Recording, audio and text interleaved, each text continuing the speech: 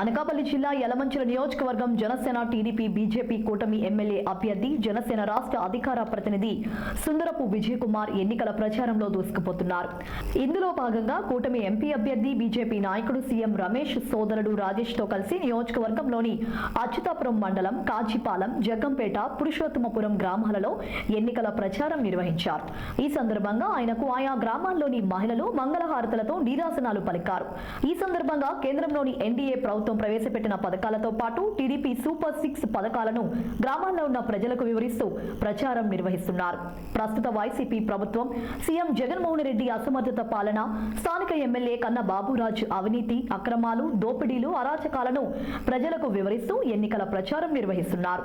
ఈ ప్రచార కార్యక్రమంలో టీడీపీ యలమంచిల నియోజకవర్గం ఇన్ఛార్జ్ ప్రగడ నాగేశ్వరరావు, జనసేన నాయకులు సుందరపు సతీష్ తదితరులతో పాటు జనసేన, టీడీపీ, బీజేపీ నాయకులు, కార్యకర్తలు పాల్గొన్నారు.